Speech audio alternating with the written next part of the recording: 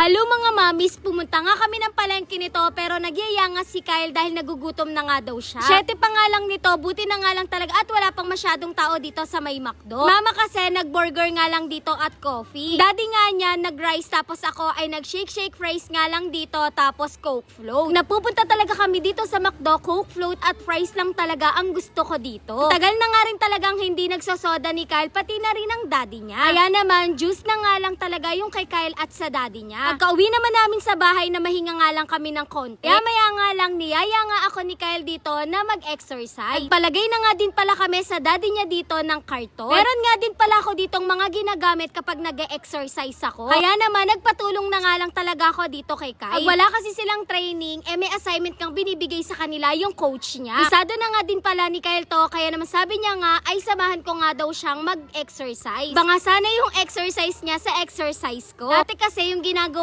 niya kayang-kaya ko pero ngayon medyo nahihirapan na din ako. Kaya naman dinala ko nga yung mga pang-exercise ko. Sabi nga sa akin ni Kyle mag-jogging na nga muna daw kami. Siya nga lang sana magda-dynamics pero sabi nga niya gayahin ko na nga din daw siya. Mas masarap daw kasi talaga kapag may kasamang nag-e-exercise. La akong choice kaya naman umuon na nga lang ako dito kay Kyle. Pero hingal na nga ako, yun pa lang yung ginagawa ko. Sabi ko nga ay mamamahinga nga lang ako ng mga ilang minutes. After ng dynamics, sabi nga sa akin ni Kyle gayahin ko nga daw siya. Para daw hindi sumakit yung katawan namin. Iibahin ko na nga sana yung exercise ko dito dahil mahirap talaga tong ginagawa ni Kyle. Pero nagpapakute nga sa akin si Kyle dito at hindi ko talaga mahindian. Ang liksi-liksi nga talaga ni Kyle dito at iniintay niya pa ako.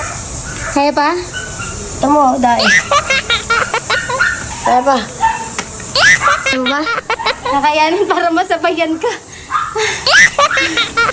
Grabe na nga talaga yung pagod ko dito at hindi na ako makatayo. Kaya naman sabi nga sa akin ni Kyle ay iintayin niya nga ako. Mahinga nga lang kami ng 10 seconds. Wag ko nga daw biglain yung sarili ko. Gusto nga kasi ni Kyle kasabay niya akong nag-e-exercise. Madalas kasi talagang ginagawa ni Kyle to sa bahay. Naaya niya ako pero ang dami ko talagang ginagawa. Kaya naman minsan nga talaga siya lang mag-isa ang gumagawa nito. Hindi ko talaga lubos maisip na ang laki na nga talaga ni Kyle. Yung siya pa mismo yung magyayaya at makaka-jamming ko mag-exercise. Madalas kasi kapag ka nga magkasama kami ni Kyle at hindi kami kilala, pagkakamalan talaga kaming magkapatid. Tatawa naman ako sa sagot ni Kyle at ang sasabihin niya, mami ko po siya. Tapos bigla na nga lang talaga silang magugulat. Ano ba naman kasi, para nga lang din kaming magkabarkada nito ni Kyle. Muulan pa nga nito pero grabe talaga ang tagaktak ng pawis namin. Lalo na tong si Kyle, paano ba naman kasi sobrang pawisin din talaga yan. Papayas na nga ako dito, paano ba naman kasi cool down na nga tong ginagawa namin. Katapos namin mag-exercise, naligo na nga din pala kami ni Kyle at namahinga.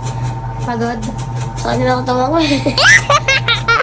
Super late upload at edit na nga pala nito. Hahatid naman namin si Kyle ngayon sa school nila. Nung kinahaponan naman, nakita nga namin dito si Ella. Bumibili nga siya dito ng drinks kasama yung friends niya. Naghihintay na nga lang din pala sila ng sundo. Bago nga kami pumunta dito, tumawag na nga din pala ako kay Kyle. Para nga kako, hindi na ako pumasok sa loob ng school nila. Pero pag bumusina naman na yung daddy niya, biglang lalabas yang si Kyle. Yun lang, thanks for watching, bye bye.